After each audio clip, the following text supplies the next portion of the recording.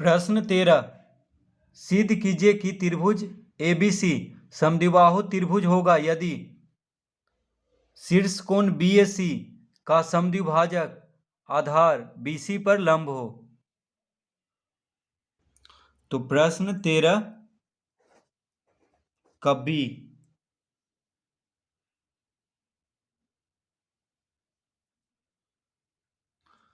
तो पहले हम त्रिभुज बना लेते हैं।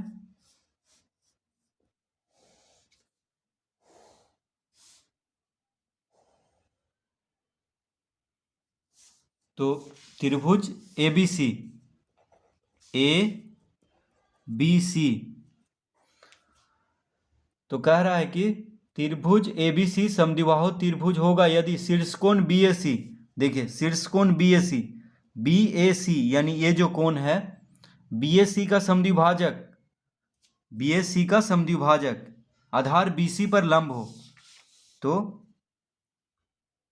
इस तरह एक रेखा यहां मिला देंगे।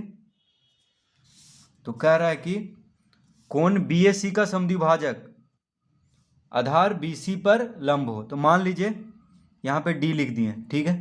तो एडी क्या है?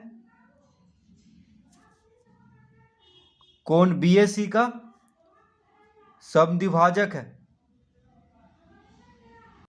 तो शीर्ष कोण बीएसी यानी ये जो कोण है कोण बीएसी इसका समद्विभाजक है एडी, यानी इस तरफ का कोण और इस तरफ का कोण दोनों बराबर होगा, क्योंकि समद्विभाजक जो होता है वह कोण को आधा आधा भाग में बराबर बांटता है, ठीक है।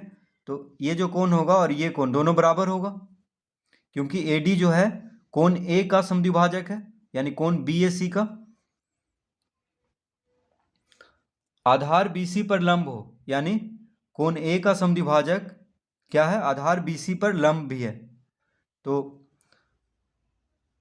अगर लंब है तो दोनों तरफ 90 डिग्री का कोण बन रहा है, इस तरफ भी और इस तरफ भी, ठीक है।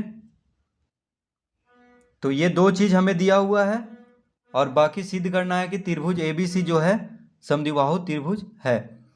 तो देखिए अगर हम ए बी बराबर ए सी कर दें, ए बी और ए सी को बराबर कर दें तो अपने आप सिद्ध हो जाएगा कि ए बी सी एक समद्विबाहु त्रिभुज है, क्योंकि समद्विबाहु त्रिभुज में दो भुजा बराबर होता है। तो अब लिखेंगे यहाँ पे दिया है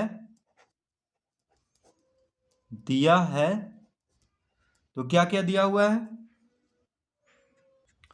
तो दिया हुआ है कोण BAD बराबर कोण CAD। देखिए क्योंकि AD जो है समद्विभाजक है इस कोण का, कोण BAC का, तो ये जो कोण होगा कोण BAD, देखिए BAD यानी ये जो कोण होगा किसके बराबर होगा? तो कोण CAD इसके बराबर, ठीक है। तो ये दिया हुआ है कोण BAD बराबर कोण CAD।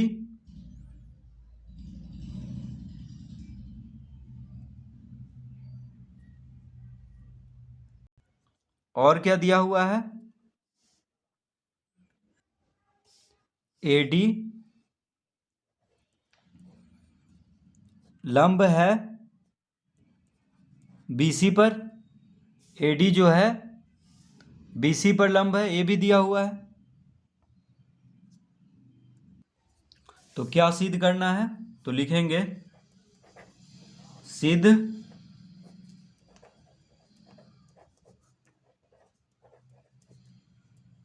सिद्ध करना है त्रिभुज, नहीं, सिद्ध करना है AB बराबर AC। क्या सिद्ध करना है?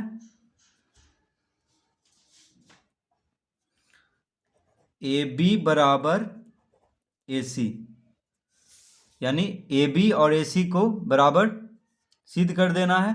तो अपने आप त्रिभुज ABC एक समद्विबाहु त्रिभुज हो जाएगा। तो सिद्ध करना है AB बराबर AC।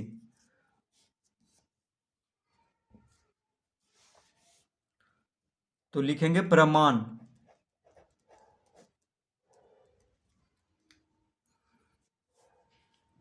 तो प्रमाण में लिखेंगे त्रिभुज ADB ए डी बी और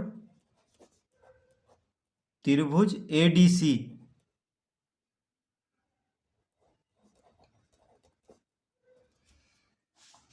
तो त्रिभुज ए डी बी, देखिए त्रिभुज ए डी बी यानी इस त्रिभुज में, और त्रिभुज ए डी सी इस त्रिभुज में, ठीक है। तो त्रिभुज ए डी बी और त्रिभुज ए डी सी में क्या क्या दिया हुआ है, इसको हम यहाँ पे लिखेंगे। तो कोण बी ए डी बराबर कोण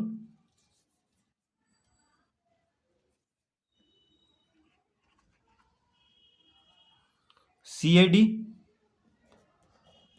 ठीक है।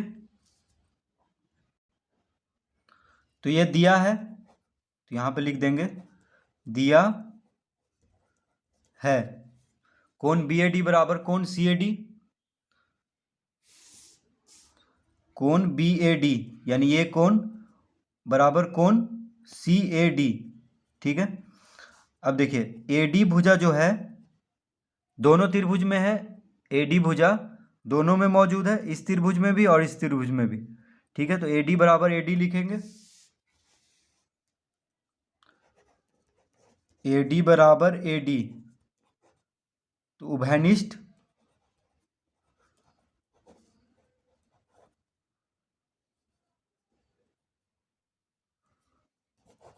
ए डी बराबर ए डी उभयनिष्ठ। उसके बाद क्योंकि ए डी जो है बी सी पर लंब है, ए डी बी सी पर लंब है, तो कोण ए डी बी, देखिए यानी दोनों कोण 90 डिग्री का होगा क्योंकि लंब है ए डी बी सी पर। तो कोण ए डी बी बराबर कोण ए डी सी, यानी ये जो कोण है और ये कोण दोनों बराबर होगा, ठीक है। इस तरफ का कोण और इस तरफ का कोण, तो लिखेंगे कोण ए डी बी बराबर कोण A D C.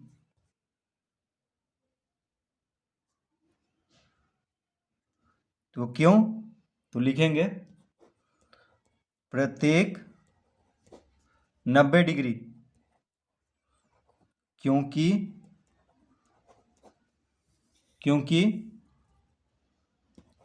A D लंब है बी सी पर। तो कोण ए डी बी भी 90 डिग्री होगा और कोण ए डी सी भी 90 डिग्री, क्योंकि ए डी क्या है, लंब है बी सी पर। अब देखिए 3 चीज आ गया है, कोण भुजा कोण, कोण भुजा कोण। तो कोण भुजा कोण से ये दोनों त्रिभुज सर्वासम हो जाएगा, तो लिखेंगे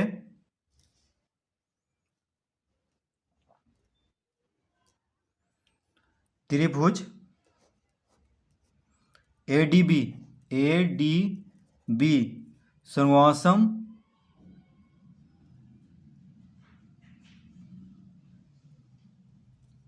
त्रिभुज ए डी सी।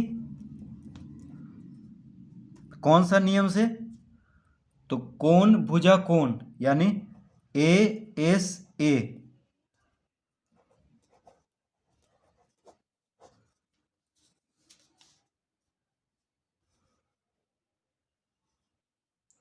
कोण भुजा कोण से ये दोनों त्रिभुज सर्वासम हो गया है। अब लिखेंगे अतः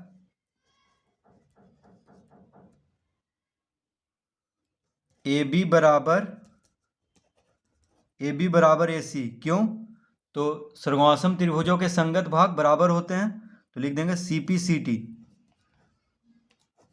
संक्षेप में, यानी corresponding part of congruent triangle, यानी सर्वासम त्रिभुजों के संगत भाग। तो जब ए बी बराबर ए सी,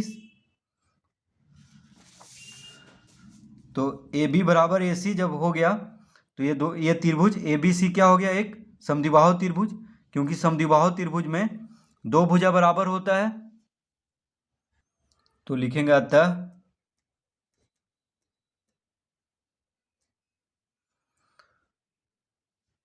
अतः त्रिभुज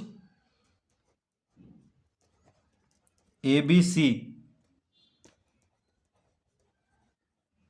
समद्विबाहु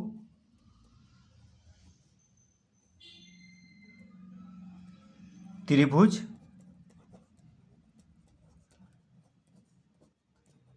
है। अतः त्रिभुज ABC समद्विबाहु त्रिभुज है।